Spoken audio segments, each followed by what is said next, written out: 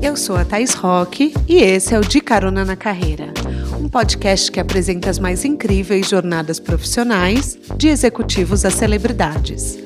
Juntos, nós vamos passear pelos caminhos percorridos por pessoas de sucesso e eu vou te mostrar que o impossível é só uma questão de ponto de vista. Vamos embora? A vida da minha entrevistada de hoje tem aquelas reviravoltas que a gente ama. A Letícia, a história dela começa quando ela viu o preço da faculdade ESPM que ela estava fazendo. Ela se chocou com a mensalidade e falou para a mãe: eu vou fazer valer cada centavo, eu vou ser gigante. E com isso ela começou a cursar publicidade e propaganda. Ela era uma apaixonada por moda e foi trabalhar com o mercado de publicidade em agências com o objetivo de se aproximar do tema de paixão. Depois ela começou a trabalhar com backstage em TV numa produtora de vídeos. Ela resolveu mudar para Portugal, onde ela viveu 7 anos para viver um grande amor, com direito a um tempo em Dublin estudando inglês, mas a vida deu uma reviravolta. Ela perdeu a irmã, a mãe precisou passar por um transplante e ela resolveu encerrar o ciclo do outro lado do mundo e voltar para cá. Ela trabalhou por 5 anos com moda na Animale, marca que ela ama, e ela começou a ter contato com um público que hoje ela entende bem. Por ser leal ao que sente, ao se ver em um momento de exaustão, a Letícia botou o pé no freio e decidiu parar e reprogramar a rota. Quem nunca sentiu isso, né, caroneiros? Em 2020, ela se viu querendo criar algo novo, mas ela não sabia o quê. Ela começou a analisar a sua vida e se deparou com o amor mais puro que ela podia sentir, que era pelo seu pet. É um doar sem esperar nada em troca, algo que a gente não vive com mais ninguém. Então ela se inspirou e começou a Pétua no meio da pandemia, uma marca de moda pet super cool que já está fazendo o maior sucesso, inclusive já conta com investidor. A gente vai falar mais sobre isso hoje. Apertem os cintos que a estrada da Letícia já começou.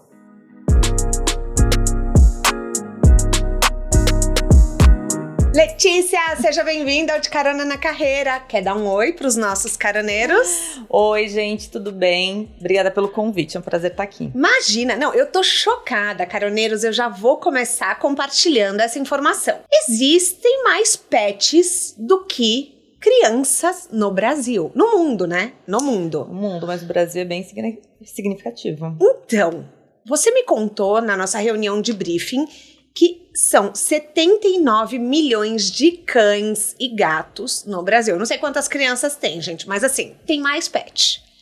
É isso mesmo? Esse número tá certo? 79 milhões? Tá certo, tá certo. O Brasil é um dos maiores países de população, e eu nem tô falando de pet, tô falando de cão e gato, especificamente. Tá. Quando eu vi esse dado, foi no meio da pesquisa, assim, quando eu tava entendendo um pouco mais qual seria a intenção da Pétua, em que lugar a gente ia colocar ela. E me veio esse dado, ele me chocou de cara. Eu falei, meu Deus do céu.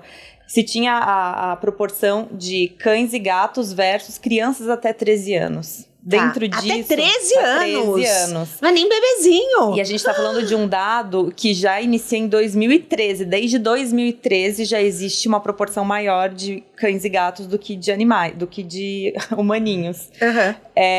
A proporção é 79 milhões de cães e gatos para 44 milhões de humaninhos até 13 anos.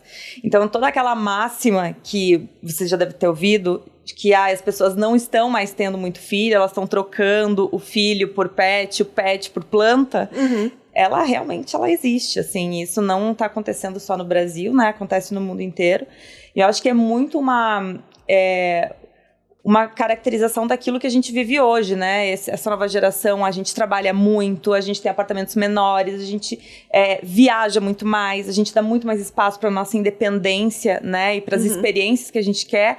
E dentro desse contexto, os bebês acabam perdendo um pouco espaço e os pets acabam tendo um pouco mais de relevância, muito porque eles têm essa independência. Até tem um fator que é bem importante, que esse ano que passou foi o ano onde a adoção de gatos foi maior do que a adoção de cachorros. Jura? Juro. E isso acho que diz muito respeito a esse momento de independência. Também. Exatamente. Porque o gato é mais independente, totalmente, né? Totalmente. As pessoas falam que cachorro é mais carente e que eu nunca tive gato. Mas as pessoas falam que o gato é mais se vira, sai, enfim, que você precisa fazer menos manutenção. Eu tô chocada. Então, pensando nisso, o mercado pet é um baita nicho. É um nicho gigantesco mesmo, né? Até porque ele atinge um gap muito grande, né? Desde a criança até a terceira idade. Todos eles têm essa propensão a gostar e querer essa companhia. E hoje não existe mais a questão, eu vou comprar a ração, vou só no pet shop comprar a ração. Hoje existem diversos serviços e produtos específicos para atender as necessidades de cada pet. E as necessidades, elas vão desde um acessório... Sim, até carrinho de bebê de pet tem. Ou a uma ozonioterapia, sabe? O que é ozonioterapia? É tratamento por ozônio. Então, é reiki que você pode fazer. Tem outros tipos de tratamentos que só eram dedicados aos humanos e que agora os pets têm seu papel, sua vez, assim, sabe? Mas o ozonioterapia é quando o pet tá doente? Tá doente. Ah, tá. Ah, entendi. É tipo de tratamento. O que você tem visto lá fora que a gente pode dar de dica para os caroneiros que são ideias bacanas de negócios para pet? O que você olha e fala, nossa, isso é inesperado, tinha que alguém levar para o Brasil? Então, assim, toda a pesquisa da Pétua, ela traçou muito roteiro pela Europa, né? Entendendo qual era a cultura de lá e de que forma eu ia conseguir instalar uma identidade de moda e de luxo aqui no Brasil. Eu queria entender o que eles faziam lá e de que forma eles faziam, porque a cultura do pet de luxo lá já é instalada, no Brasil ainda não era. E é uma taxa de natalidade menor, né? Muito menor, muito menor. Lá eles realmente têm mais espaço ainda para o pet e eles acabam consumindo mais para esse segmento. E aí, nesse meio do caminho, eu acabei fazendo as minhas pesquisas e eu vi algumas coisas inacreditáveis, assim, principalmente ligadas à tecnologia. A gente fala desde monitoramento, a parte de equipamentos onde você controla a saúde do animal. Desde o peso, a quantidade de xixi que ele faz, consegue vigiar ele, consegue conversar com ele à distância, para que ele não se sinta carente, já que a maioria... pessoa está trabalhando. Exatamente. Então, acho que esse tipo de tecnologia, ela começou a vir com uma... não muita força, né? Uma forma muito discreta agora. E ela tende a aumentar muito, assim, porque facilita bastante a vida. E eu acho muito interessante que no site da Pétua você fala do cachorro, do pet como companheiro, não como posse. E me chama a atenção essa linguagem, porque no fundo é verdade, né? O pet é o seu companheiro. Você sempre teve essa paixão por animais? Como que são os animais na sua vida? Cara, eu não lembro. Aliás, lembro um pouquinho, uma brecha muito curta de tempo onde eu não tive pet. Assim, durante a minha vida toda eu fui... Uma hora eu era dos cachorros, depois eu era a louca das gatas e agora, neste momento, eu sou a mãe dos dois, né? Eu falo que eu sempre fui, ou fui irmã, ou fui mãe, ou fui dinda de algum pet. E essa afeição, esse respeito que eu tenho por eles vem de sempre, assim, era a minha natureza. Eu lembro que quando eu comecei a fazer a Pétua, eu lia muita matéria falando da questão da humanização dos pets. E aquilo, de certo modo, me incomodava um pouco. Porque a minha percepção sempre foi de que eles só querem amor, eles não pedem nada, zero materialismo, zero. Então eles são, no meu ponto de vista, uma espécie muito mais avançada do que nós. Porque eles não têm a maldade. Sim. Então por que eu vou tentar humanizar? Que pretensão é essa que eu vou tentar humanizar uma raça através de moda para tentar colocar eles no mesmo nivelamento que a gente? Isso para mim não faz o menor sentido, assim. E eles, por serem sempre filhos ou irmãos ou fazerem parte da minha convivência, eu sempre coloquei eles num lugar muito de direito, assim, sabe? O respeito, a forma como você lida. Você não é dono das pessoas, nem dos seus filhos você é dono, né? E se a partir de agora... Mas é verdade, você bota pro mundo. Exatamente, a partir de agora, muitas pessoas acabam se chamando pais de pets, né? Eu sou pai do cachorro, eu sou pai do Jonas, eu sou pai do... Então, por que eles vão lidar... Tem né, gente que é contra isso, mas eu não sou, sabia? Eu sempre vejo Dia das Mães e Dia dos Pais textão falando sobre, não, você não é mãe se você é mãe de pet, não sei o quê. Eu não sou contra, porque eu acho que o amor que você tem, só você pode saber. Exato. O cuidado que você tem, então assim, a sua dedicação. os relacionamentos são muito únicos para a gente poder ou não nos intrometer e definir pelo outro. A pessoa que está vivendo o amor com o seu pet é você. Exato. É só eu sei dessa relação, né? Exatamente. O tamanho dela. Mas a sua marca nasceu muito com o seu DNA. Eu falei na abertura, você tem uma história na moda. Então, você trabalhou por anos, tem um design escandinavo. Os seus produtos não têm cromo. Para quem não sabe, cromo é uma substância que causa alergia no pescoço de alguns pets. Então, você sempre teve essa visão de que se um dia você fosse abrir um negócio, seria um negócio mais fashionista? Eu sempre trabalhei com moda na minha vida. Então, eu sabia que essa minha gestação de uma vida inteira, né, até eu dar esse passo para o empreendedorismo, seria através da moda. Tá. Os pets, eles surgiram muito por uma ocasião, né? Em meio à pandemia, estava lá tentando achar algumas coisas que fizessem sentido, alguns acessórios para as minhas gatas. Busquei, não encontrei nada. E eu fui encontrar essa ideia através de uma sandália, era uma tornozeleira que vinha numa sandália da Cris Barros. Ela se desprendeu, eu olhei para ela olhou para mim, coloquei no pescoço, pronto, ali deu match. Ali começou a fazer tudo sentido. Então, toda aquela minha bagagem que sempre foi de construção de marca mesmo, de pensar nos detalhes, no sensorial, em como ativar a experiência completa do cliente, eu quis implementar na Petto, assim. Então a gente fala desde a cor da caixa, da embalagem, que ela é uma cor mais específica para os cachorros, né? Já vamos mostrar aqui. Não, peraí. Porque agora a gente tem que aproveitar o vídeo. Então, para quem tá nos ouvindo só... Eu tô segurando uma caixa verde, mas para quem tá nos assistindo já pode ver que a embalagem da Pétua é dessa cor, tá? Então, só para vocês saberem, caroneiros ouvintes. Então, desde a cor, desde a abertura da caixa, a essência que a gente fez, né? Porque a gente tem um aroma específico. De laranjeira, né? Ele é uma mistura de patchouli com flor de laranjeira e grama. Que aí era muito pensando em como eu vou ativar o sentido não só do humano, mas do pet. Porque isso é um presente que é para os dois. Eu sempre falo que é uma extensão de estilo, né? Então, não é apenas uma coleira, não é apenas uma guia, é um acessório para conectar os dois. Mas da onde que vem tanto conhecimento? Por exemplo, você saber que o verde é a melhor cor para o pet... Você saber que essa essência... porque é muita pesquisa, né? Muita. Quando eu decidi fazer um negócio meu de verdade, eu falei, não vou brincar nisso, não. Eu vou dar o meu melhor. E o meu melhor para quem? Para esse público que eu amo tanto, assim. Porque eu acho que eles mereciam isso, sabe? Uhum. Mereciam uma experiência diferente.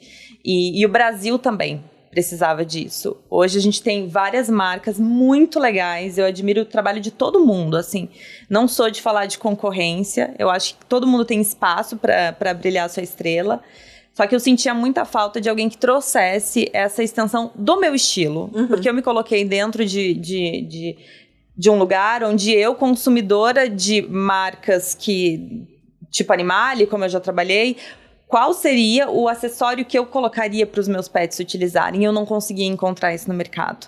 Ou era uma coisa mais caricata, mais urbana, ou era um estilo mais over, mais cheio de brilhos, e não tinha o meio do caminho, né? Então, toda a pesquisa da Petto, ela não foi simplesmente dentro do segmento pet. Eu pesquisei muito de humanos mesmo, assim, sabe? O quanto a gente poderia, de acessórios humanos, estender isso pros pets.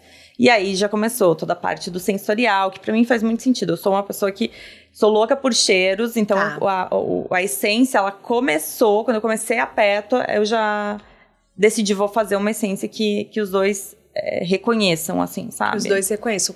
Então, assim, para as caroneiras que estão assistindo, que estão nos ouvindo, você sugere esse trabalho de branding quando for abrir uma marca? Você acha que tem que estar desde o dia zero? Desde o dia zero. Acho que principalmente hoje em dia. Tá. Antes, sei lá, 5, 10 anos atrás, você conseguia ainda pegar ou fazer isso com o carro andando. Uhum.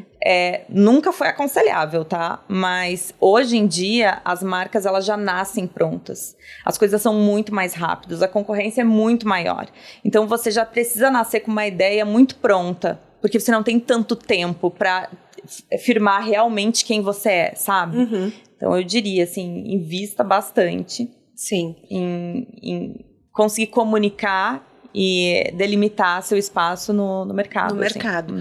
E você me contou também, caroneiros, peguem essa informação.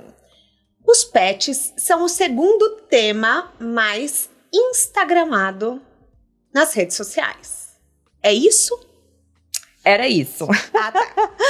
Agora esse ano é o quarto, né? Antes... Eu fiquei curiosa para saber os primeiros. Então, eu fui atrás até para entender, porque antes, uma das coisas que me chamava a atenção era pensar assim, cara, se os pets são um dos assuntos mais instagramáveis, por que as pessoas não clicam ou fazem stories com o passeio deles? Se todos os dias você precisa sair para passear com seu pet. Eu falava, tem alguma coisa de muito errado aí. Porque as pessoas, elas precisam, aquilo é um momento dos dois, eles se divertem juntos, né? E esse foi um ponto. Mas esse ano, quando eu fui pesquisar também, né, quais eram os temas que estavam ainda em grande destaque, que são mais instagramáveis, tem a tal da cultura nerd, né, que são os jogos, Tá. Tanto quem faz jogo, quem Faz joga. sentido. Parte de bebês, Tá. que às vezes eu acho que as pessoas não que as pessoas tenham bebês e procurem bebês, mas bebês é uma coisa muito gostosa, assim, né? Moda, e aí na sequência já os pets, os animais. Nossa, eu É fico uma chocada. relevância grande, né? Não, é uma relevância muito grande. E quando você criou a Pétua, você falou que você queria o iPhone dos pets. E você conseguiu. Por quê? É muito popular no iPhone gravarem vídeos na internet do chamado unboxing. O que é unboxing? É quando a pessoa grava a experiência de abrir um produto que ela comprou, que ela ganhou, e posta nas redes sociais. E as pessoas fazem isso muito com a Pétua. E o que você aconselha, por exemplo? Você acha que isso foi proposital? Isso não foi proposital? Como que foi essa escolha? Foi totalmente proposital, Tá. assim. A Pétua, ela vem com uma intenção muito forte de entrar num mercado mais de luxo, ou de ter uma experiência muito diferenciada, assim. Eu falo de iPhone porque eu lembro, assim, que desde o meu primeiro iPhone até os próximos que eu compro, né, que eu comprei depois do primeiro, eu sempre tive aquela ansiedade, tipo, chega, meu Deus do céu, aquilo, dá uma euforia muito grande, assim. E quando eu fiz o contraponto até com algumas marcas de luxo, assim, quando você vai numa Gucci, por exemplo, você vai ver uma bolsa, o atendente, ele não vai te mostrar a bolsa sem luvas. E aquilo tudo cria uma magia tão grande que você dá mais relevância ainda para aquele produto. Né? Você entende aquilo como joia. Partindo desse pressuposto de que entendem como joia, eu queria que as pessoas entendessem a Pétua como uma joia. Tanto que no início eu não chamava coleira de coleira nem guia de guia. Eu chamava de Delta Collar e Delta Leash, que é o nome delas. Porque eu entendia que os nomes coleira e guia, eles no inconsciente, as pessoas linkavam sempre aquele produto que é o produto mais comum. E eu não queria que eles percebessem dessa forma. Eu linko aquela que estica um milhão, sabe? Que você trava. É essa minha. Tanto que é muito importante, assim, porque quando a gente vai apresentar a marca para qualquer pessoa, a gente fala assim, eu trabalho numa marca pet. Aí ele fala, tá, ok. Eu falo, não, você não tá entendendo. É diferente. É uma proposta completamente diferente. A gente traz a madeira, traz o couro, traz certificações. O acabamento, ele é um acabamento muito de luxo, assim, sabe? A gente tem o maior cuidado. Então, eu queria muito dar esse tipo de experiência. Porque quando você vai no pet shop, você pega na gôndola, já vê o produto, ok, beleza, conecta no cachorro e sai. Agora, quando você recebe isso... E não é só a embalagem. A gente escreve uma carta, a gente manda um biscoito que ele é com o símbolo da marca mesmo, que ele é todo saudável, natural. Biscoito pro pet ou pro humano? Pro pet. Então, a gente sempre manda alguns mimos, alguns gifts para tornar esse momento mais especial ainda. Então, por isso, a gente acaba recebendo muitos unboxings. E isso pra gente é uma alegria. Não, é legal, porque acaba valorizando, acaba mostrando mais a marca. E você falou da tornozeleira da Cris Barros. E eu achei muito legal, porque quando eu comecei a fuçar no seu site, eu vi que tinha um produto para humano. E vi que vocês vão lançar uma coleção de roupas semelhantes pro pet e pro humano. Então, assim, Petto já tá deixando de ser só para pets. Não, sempre foi. Tanto que a gente tem no o nosso slogan, né? For pets and their humans. Então, é pros pets e seus humanos mesmo, assim. Então, essa coleção, que é a coleção Alchemy, a gente lançou em fevereiro. E é uma coleção que ela tem desde camisas para pets e camisas para humano, canga e também umas bandanas. Que é a primeira extensão para uma linha mais moda dentro da Petto. E foi muito legal, assim. Legal a parte da elaboração, de pensar, porque a estampa ela é personalizada mesmo, a gente contratou um designer que conseguiu fazer todos os códigos, pegou vários códigos de imagem de marca e do habitat animal e criou em uma estampa, e foi muito, muito legal, e é muito bom ver o humano e o pet juntos usando aquilo, sabe? O primor pelo produto, ele não transita só pela questão da estética, não, né? Ela transita muito pela questão de escolher a melhor matéria-prima, fazer o melhor acabamento possível. Então, a gente tem todo esse apreço, esse cuidado para conseguir fazer com que a entrega ela seja 100% redondinha e as pessoas amem.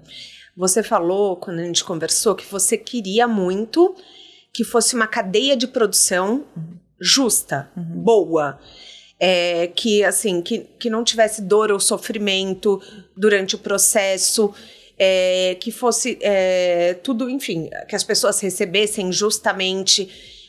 Como garantir que isso aconteça? Porque muita coisa é importada, né? Não? 100% da Petto é Brasil. Que maravilhoso! 100%, e foi esse um dos pontos, assim. Tá. Fazer 100% no Brasil é muito mais caro. Imagina. Né? Eu acho que as pessoas elas já têm essa noção. Só que eu sabia que esse era um entregável muito forte, né? Fazer 100% brasileiro. Conseguir honrar aquilo que é nosso, assim. Eu venho do Rio Grande do Sul, de uma cidade chamada Campo Bom, que ela é capital do calçado. E lá, meus pais, eles trabalharam sempre em empresas que eram calçadistas e muito da Petto nasceu lá. Eu sabia do primor e como as pessoas, principalmente as pessoas que trabalhavam ali no Vale dos Sinos, o trabalho ainda hoje, tem muita capacidade em fazer artesanato em couro. O Brasil era um dos maiores mercados de artesanato em couro. Então, por que eu não vou honrar isso que é nosso, que a gente faz tão bem? Maravilhoso. Por que eu não vou ajudar o Brasil e ter muita consciência de que aquilo que eu estou fazendo está ajudando de fato pessoas? Perfeito. Sabe? Então, a gente tem certificações, desde o couro, a gente só trabalha com couros certificados, e auditados, com a questão da madeira com a FSC, que é de reflorestamento mesmo. Todas essas, elas são mais caras por natureza, mas para eu conseguir dar certeza pro meu cliente que ele está comprando algo que ele tem procedência e que fez muita gente feliz. Que legal. Não, e vai conectando com o que é um movimento hoje, que são marcas com propósito. Então, assim, quando você faz uma escolha totalmente consciente, as pessoas valorizam. Hoje já vem a diferença. Isso, além de um bom marketing, é um bom...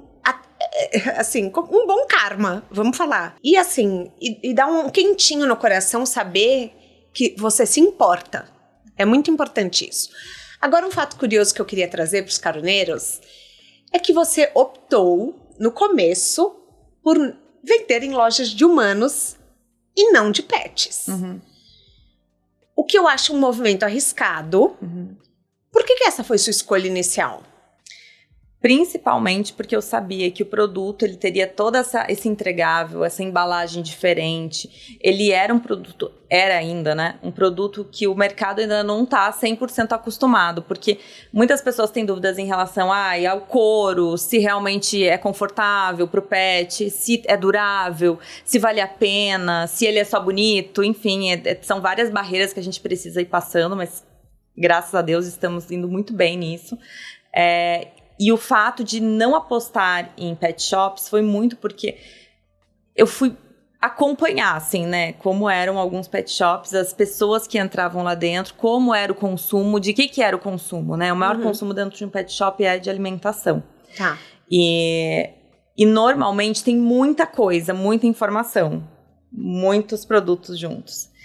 E eu queria que a pessoa que revendesse a Pétua tivesse todo esse argumento, esse cuidado na hora da apresentação e ela pudesse apresentar isso num corredor comercial onde a minha cliente estaria. Durante 16 anos eu trabalhei em mercado de moda e eu sempre estive muito próxima do atacado, então eu conhecia esse mercado, eu conhecia essas pessoas, essas mulheres, essas lojas. Eu falei, essa pessoa, esse público vai saber vender meu produto. E eles vão fazer com que eu crie ainda mais esse caráter de joia pra pet. E deu muito certo, assim. A gente começou na Dona Coisa, que é uma loja no Rio de Janeiro, no Jardim Botânico. É uma loja bem legal.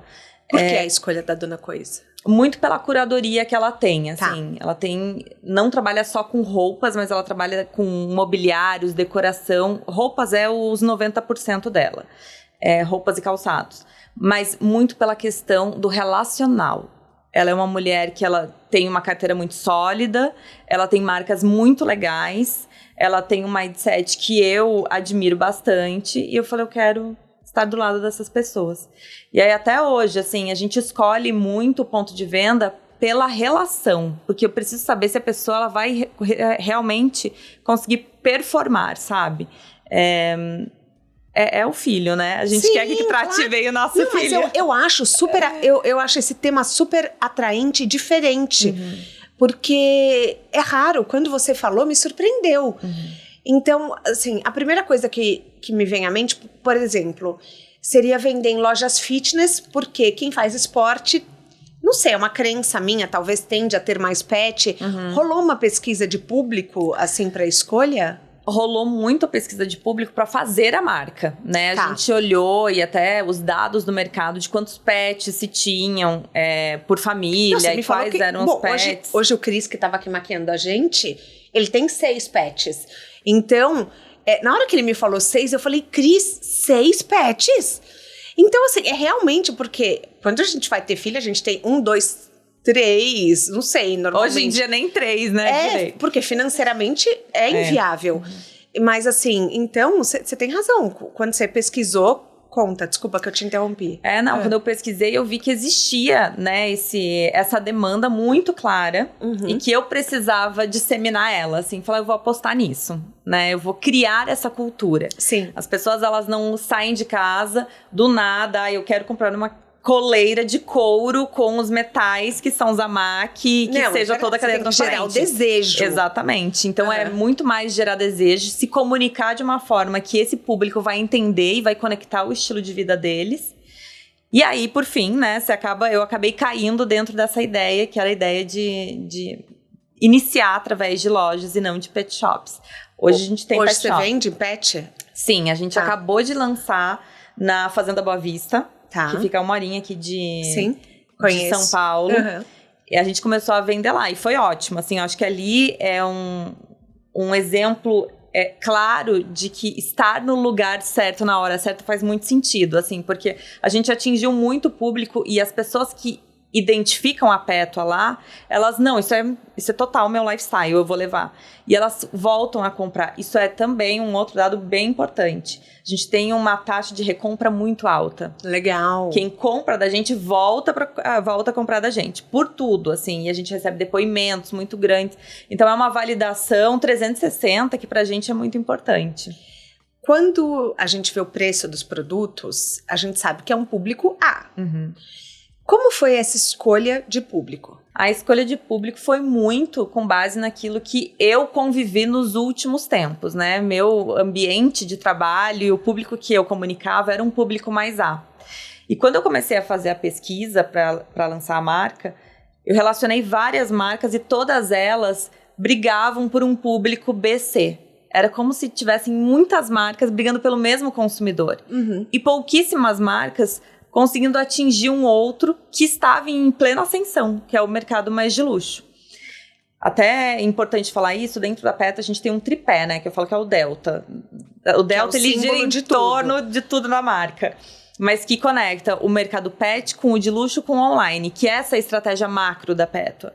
Então, quando eu comecei a olhar e acompanhar algumas marcas, que são marcas mais high level, o resultado que elas estavam desempenhando e o papel delas na moda, falei, temos uma oportunidade aqui. Não vai ser fácil, porque trabalhar com um público de luxo já é um desafio grande. Você precisa ter um entregável muito grande. Sim. Mas é isso que eu quero... É para isso que eu quero me dedicar, assim. E deu muito certo. Sou muito feliz com essa escolha. Vamos falar suas redes sociais? Aonde você tá? LinkedIn, Instagram, TikTok, Facebook? Aonde você e a Pétua estão? Eu estou no LinkedIn e no Instagram. E no Facebook pra família, não divulgo nada, assim, é bem fechado.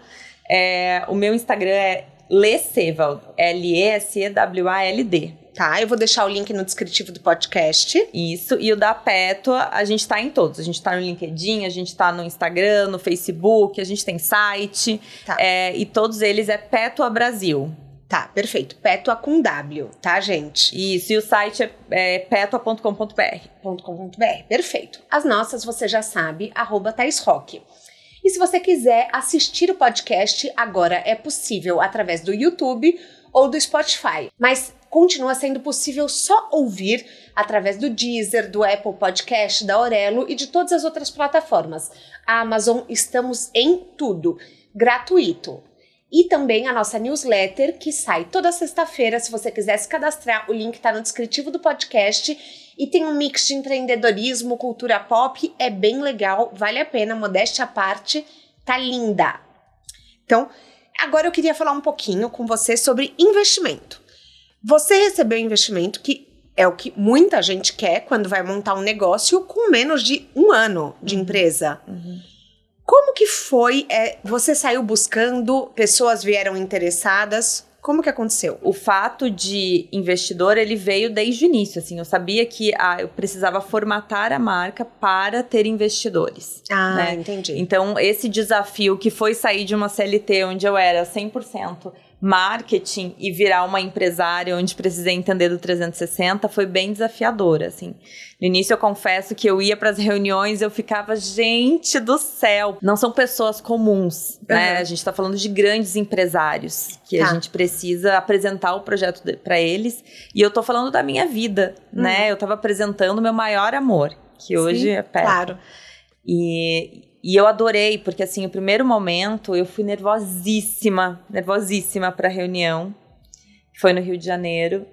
E de lá eu saí com uma felicidade do tamanho do mundo, assim, porque eu acho que Você já recebeu o ok na hora? Não, eu nem recebi o aporte deles. Mas pra mim foi muito mais um momento de quase consagração, assim, sabe? Sei. Falando do esplendor de falar do meu negócio e falar assim, cara, eu tenho certeza que eu quero isso pra minha vida inteira. Que de ótimo. tanto amor. E aí, o que eu sempre falo, assim, até para as pessoas da minha equipe, eu falo, a próxima reunião sempre vai ser a melhor. Porque eu falo com tantas pessoas incríveis e todas elas acabam deixando um pouquinho da sabedoria delas para eu aplicar na próxima reunião também, sabe? Então, é desafiador, sim, é bem desafiador. Só que eu nunca gostei de coisa fácil, né, Thaís? Mas o valuation é quando você contrata uma empresa para dizer o quanto a sua empresa vale. Porque você precisa dessa informação para ir atrás de investidor. O valuation você fez assim que você começou a marca? Como que foi? O valuation, a gente começou a marca em 2020. Tá. Fazer todo o esqueleto dela. A gente começou a fazer, a vender, né, ir para o mercado em 2021. E a gente decidiu o valuation no final de 2020. Assim, começando a venda. Tá. Indo para o mercado. Aí ali a gente tem profissionais, né? Nós temos algumas consultorias que fazem o nosso M&A, que nos instruíram para fazer toda a questão da apresentação, do planejamento financeiro, do pitch, né? Tão famoso. O pitch desculpa te interromper. O pitch é o discurso que você faz para investidores falando da sua marca. Isso. E aí a gente acabou entendendo que o valor, né, de mercado, olhando para o mercado, olhando para os entregáveis, para o tamanho que a gente precisaria ser dentro das nossas estratégias, e aí foi definido o valuation. E como que era o seu pitch? Porque eu imagino que seja muito difícil escrever um pitch, né? Cara, o pitch, ele demorou um tempo até a gente formatar ele inteiro. Foram, sei lá, uns 6 meses. Porque Caramba! O meu pitch, diferente de os pitch, tem muito pitch que fala assim, é 15 minutos, 1 hora no máximo. O meu pitch é 2 horas, 2 horas e meia. Assim, toda vez que eu marco com alguém, com algum investidor, eu já peço uma travada na agenda, exatamente, um pouco maior. Porque eu consigo estabelecer exatamente essa construção do delta que eu falei. Onde eu falo do mercado pet, onde eu falo do mercado de luxo, onde eu falo do mercado online, né? Então eu faço toda essa análise e depois transcorro para a parte da comunicação, como surgiu a marca, quais os códigos fortes da marca, depois o financeiro, depois o supply. Enfim, é uma estruturação bem grande para que as pessoas tenham certeza que não é brincadeira, não é um papo de brincadeira, não. É assim, a empresa ela foi pensada nos mínimos detalhes para a gente conseguir cumprir aquilo que a gente veio para fazer. Você foi CLT a vida inteira. Como que você descobriu como montar uma marca? Nem eu sei. Porque me gera essa dúvida. Se você trabalhou a vida inteira na moda e você, assim, teve essa ideia, como que... Porque, assim, para você saber apresentar para investidor, para você saber tudo isso, requer um aprendizado. Você fez algum curso? Não, eu acho que tem uma questão de nasce um filho, nasce uma mãe, sabe? Tem uma questão da natureza humana, que quando você quer muito alguma coisa, você se prepara para tal, né? Só que eu não posso deixar de falar das pessoas que fazem parte da minha convivência e que me ajudaram a fazer disso, assim, sabe? Então eu tenho investidores incríveis que conseguiram me capacitar muito e serem muito ativos, né, nesse processo. Legal. Eu tinha uma cadeia, né, amigos que faziam parte também desse universo, ou do digital, ou da parte artesanal do couro, e industrial mesmo. E todos eles acabaram me auxiliando muito na visão, não só do empreendedorismo, mas na montagem do material. Então, eu acho que não existe uma fórmula mágica, né? Quando você decide fazer uma coisa, se é lá do fundo do coração, você vai arrumar skills para fazer aquilo. Você vai ter uma facilidade muito maior em aprender e em desenvolver. Né? E eu acho que quando você me pergunta isso, eu até paro para pensar, eu só consigo conectar pessoas e é uma sabedoria que eu acho que é muito instinto, sabe? Sei. É o instinto animal, assim. Muito legal. E você tá agora finalizando a sua primeira rodada de investidor. Isso. E como que funciona? Não precisa me falar números, mas assim, você pensa que você quer um valor e daí você divide em cotas, você vai oferecendo quantos investidores vierem melhor? Como que funciona? Então, quando a gente prepara um planejamento financeiro, a gente se compromete em atingir determinados números, né? Tá. Então, desses determinados números se constitui os valores que nós queremos vender em determinados anos até chegar no break-even. Para que a gente consiga isso, a gente precisa ter um caixa. E esse caixa é o valor que a gente pede de captação. Então, esse valor, ele vai dentro do valuation, ele vai significar uma fatia de X% da empresa. E para que as pessoas elas entendam como elas conseguem entrar, a gente acaba dividindo como se fossem 10 cotas de X. E aí as pessoas elas entram não necessariamente com uma só cota, mas elas podem entrar com 2 ou 3, caso elas queiram uma participação maior dentro da empresa. E você pensa em expandir essa linha para mais coisas para pet? Com certeza, eu acho que o céu é o limite. Assim, todos os dias a gente vê coisas novas, a gente tem outras ideias, a gente quer fazer mundos e fundos. Nós, ainda bem, nós temos parceiros muito legais. Aqui em São Paulo, a gente tem a Estrelas Animais, que é uma casa de treinamento e educação para pet. E lá são 70 cachorros. Assim, caramba! Adestrados, é uma coisa incrível, incrível. De todas as raças, sem raças, é incrível. Então, lá a gente tem muito esse contato para conseguir desenvolver, fazer alguns testes e entender quais são os próximos produtos que a gente vai fazer. Assim, então, tem coisas que a gente vê no mercado que nem são de pet, que são de humano mesmo. A gente fala, olha, isso daqui talvez dê uma ideia muito boa. Porque acho que essa é a moral mesmo, assim, né? Tentar trazer um pouco dessa leitura de moda do humano para esse universo pet. Então, sim, tem muita coisa boa por vir. Inclusive, tem um lançamento que vai acontecer agora, no dia 18, que é de uma coleção limitada. 18 de abril. Uhum. Uma coleção limitada, são pouquíssimas unidades e é um produto joia. A gente, inclusive, comunica ele como tal. No site ou nas redes sociais já está sendo comunicado isso, então quem quiser, entra lá, se inscreve. Tem uma lista de espera. Exatamente, já garante a sua unidade. Então, para quem está nos assistindo, antes da gente entrar nos quadros finais, vamos mostrar... Gente, eu tô chocada. Detalhe, é assim, é a primeira vez que eu mostro um produto no De Carona na Carreira. Então, para quem tá só ouvindo, eu vou descrever. Para quem tá assistindo, vai dar para ver. Mostra pra gente o que você trouxe. Eu tô segurando 2 caixas agora verdes da Pétua. Então, a apresentação, como eu falei, ela é diferenciada, né? Então, a gente tem a cor verde, que é a cor que o cachorro mais percebe. O delta, que faz parte muito do... O delta que você fala muito é um triângulo. É o triângulo, exatamente. Que faz parte muito da linguagem. Foi o ponto de partida, assim, da Pétua. E essa é a guia. Essa é a forma de apresentação. Tá, então, é uma guia em formato de delta, que é de triângulo, com detalhes em couro. Tô descrevendo para quem tá assistindo, para quem tá ouvindo só. Então, é uma guia que tem um metal prateado e também um rolinho que é para guardar. Isso, para colocar os saquinhos coletores. De couro. Então, sim, o que a gente entendeu, assim, nós queríamos com um produto fazer algo que fosse compacto, ou que você não precisasse ficar com a sacola na mão, com a guia enrolada no pulso, machucando. A gente queria um passear confortável e bonito. Instagramável, 100% instagramável. Perfeito. Então, a gente está falando aqui de uma madeira, essa madeira em questão é a Tawari. A gente trabalha com a Tawari e também trabalha com a Marfim. A Marfim, ela tem um filete em buia. Ambas de reflorestamento, todos os nossos metais, eles são Zamaki, que aí é um metal mais resistente, metal utilizado na moda, que ele tem uma aparência mais de semi-joia mesmo. O couro, ele é um couro atanado, que a gente chama, né? Que é um couro mais resistente. Tem um filete de... uma camada que ela é de... Enquanto você explica, só para mostrar assim, fala. Todos os metais são esse metal que você falou. O Zamaki e o couro, ele tem um polinylon interno, até por uma questão de resistência, assim, sabe? Tá.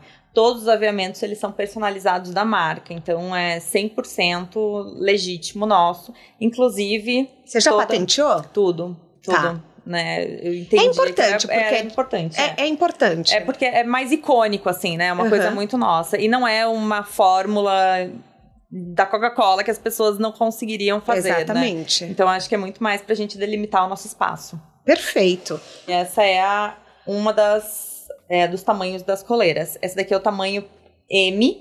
Tá. Ela fica com a largura de 2,5 centímetros de altura. Todos esses aviamentos aqui, porque eu coloco 3. É a tríade do triângulo mesmo, do delta. Todos eles foram pensados e projetados até para a questão da anatomia do pescoço do animal. A gente tem um engate aqui atrás. Toda a costura ela é mais selaria mesmo. Então, é um produto que ele ele pode ser personalizado, e isso até é importante, assim, porque hoje, quando a gente vê as nossas compras, 85% das compras, elas são vendidas com personalização. As pessoas, elas realmente querem. Inclusive, a guia, você pode personalizar ela na madeira. Ah, entendi. Então, essa coleira que a gente tá mostrando agora é preto, com detalhes um pouco, um tom de... Ele é um dourado escovado. Dourado, né? Dourado escovado. Legal. Então é importante, eu vou colocar também, depois você me manda a foto desses 2 itens para eu colocar nos stories, para o pessoal poder ver. E o que é sucesso para você? Olha, sucesso, acho que muita gente entende sucesso por um um conglomerado de ações que você vai e todos eles dão certo até você conseguir chegar em um determinado lugar. E eu não penso assim. Assim, eu sou uma pessoa que eu sempre vibrei muito por cada conquista, sabe? Eu acho que até mesmo no mercado da moda tem muita gente que, pelo tempo, pela loucura, assim, porque o glamour, ele só dá a porta para fora, assim, né? A gente trabalha demais. E eu sempre vi que as pessoas, elas não têm muita habilidade ou não têm muita disposição para comemorar pequenas coisas. E comemorar pequenas coisas é tão importante, porque isso me mostrou muito que o sucesso, essas conquistas diárias, assim, sabe? O sucesso não vai ser eu me tornar uma grande empresária, isso vai ser uma consequência. Sim. Uma consequência. O sucesso é a gente fazer um trabalho incrível, é a gente ter conseguido entregar a Pétua, é eu ser feliz no meu projeto pessoal, sabe? Inclusive, a gente acabou de fazer uma parceria com o Bruno Galhaço, né? Ele entrou em contato com a gente, queria coleiras para todos os pets deles. A gente mandou para todos e agora, inclusive, a gente tá num desafio para fazer para as cabras. Uhum. Desafio das cabras da Pétua. Isso para mim já é um sucesso. Sim. O simples fato de validação é um sucesso. Quantos pets ele tem? Ele tem 7, 8. Caramba! Nossa, parabéns! Muito. Não, é bem legal. Então, essas conquistas diárias, elas precisam ser motivo de sucesso, claro. Entendeu? Elas precisam ser comemoradas. Eu concordo isso muito com você. A gente fica esperando a linha de chegada e às vezes acaba não valorizando toda a trajetória, toda a corrida, né? E às vezes a linha de chegada, ela muda de rota no meio do caminho. Na verdade, a linha de chegada acaba às vezes virando um pit stop. Exato. Para uma outra coisa que você vai querer mais pra frente. Uhum. É isso, tem um alinhamento de objetivos também que acontece constantemente no decorrer da rota, né? Então, eu acho muito importante você falar isso. E a gente tem um quadro aqui que chama Pneu Furado, que é assim, toda estrada tem seu erro, que às vezes esse erro acaba sendo bom pra gente, e a gente acaba falando, nossa, graças a Deus que ele aconteceu. Que erro que foi maravilhoso na sua vida? Eu não sei se eu interpreto como erro, tá? Isso é uma coisa de natureza de Letícia. Tudo aquilo que não deu certo, pra mim, não deu ruim. Tá. Tinha que ser daquele jeito e eu aprendi de alguma forma daquele jeito, assim. Então, eu acho que durante a minha carreira inteira, assim, eu trabalhava em marketing, né? No marketing das empresas. Pela demanda, que era muito gigantesca, né? A galera que era muito extrovertida, a gente acabava se fechando dentro de um núcleo. Então, se vivia muito o núcleo do marketing. Quando eu decidi ser empresária, eu entendi que o núcleo do marketing era os 30% do que eu precisava saber. E aí, quando eu olho para trás, eu falo assim, nossa, gente, eu precisaria ter transitado mais, ter entendido mais de todos os setores, porque tudo isso teria facilitado muito o meu caminho. Legal você trazer inclusive, eu falo, assim, quando as pessoas falam, cara, se você tivesse um poder hoje de institucionalizar alguma coisa no Brasil, o que você faria? Eu colocaria, de certeza, uma classe de empreendedorismo na grade escolar, porque isso aí é uma questão de abertura de mente, sabe? As pessoas, elas se tornam mais preparadas para a vida, depois que elas entendem todos os pontos que elas precisam cumprir dentro do seu âmbito profissional, sabe? Inclusive, as suas decisões, elas são mais assertivas depois que você entende o todo. Então, acho que o erro, que eu não acho que é erro, porque naquele momento eu era felicíssima fazendo o que eu fazia, foi não ter me aberto tanto para outras frentes de negócio e ter me preparado melhor. Isso, com certeza, encurtaria um pouco o tempo de preparação que eu tive para Pétua. Muito bom. Na sua mala de viagem, um livro, um filme, um documentário ou um TED Talk, não precisa ser sobre carreira, mas que você sinta que mudou sua vida de alguma forma. Eu amo biografias, tá? Eu acho que quando a gente vai pra história de vida real, pra mim faz muito mais sentido. Muito mesmo. Mas tem um filme que eu já assisti pelo menos umas 12 vezes e ele me dá uma sensação muito boa, assim, muito boa mesmo. Porque se tem uma coisa que eu acho, né? Às vezes a gente falando de nós mesmos não é a percepção que o outro tem, mas eu acredito que as pessoas, elas me enxerguem assim. Eu sou zero lamentações. Zero. Eu acho que botou o problema no meu colo, cara, vamos transformar ele numa coisa incrível e tá tudo bem. Se chegou até mim, tá tudo bem. E eu acho que tem um filme que ele retrata muito essa coisa de, tipo, estou disposto a fazer qualquer coisa e eu não vou grilar com qualquer problema que acontecer, que é o Forrest Gump. Pra mim, ele é incrível. É um cara que ele simplesmente vai. Ele não tem essa pretensão, essa malícia. Ele simplesmente é o que ele é. E pra mim é muito incrível ver que são poucas pessoas, né, que se predispõem a isso. Até muito por conta de ego, né, e tudo mais. Mas, até porque ele vive muito essa coisa do sentimento, né, do emocional dele.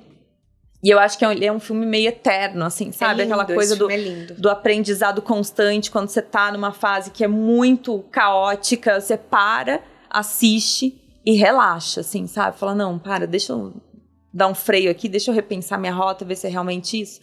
E tem um livro que, gente, quando eu tava na livraria, ele me pareceu bobinho, porque ele é finíssimo, barato. E eu falei... Melhor ainda. Eu falei, gente, mas será? E o cara da livraria olhou pra mim e falou assim, leva, porque é muito bom. Eu falei, tá bom, eu tava num trânsito, tava no aeroporto, tá? Só deu tempo de chegar e acabar o livro. Se chama O Melhor Vendedor do Mundo. Ele tem histórias incríveis, impressionantes, assim, eu não gosto de livro psicoterapêutico, assim. Mas aquele de lá, ele é incrível. Ele tem cada capítulo, ele tem mensagens incríveis.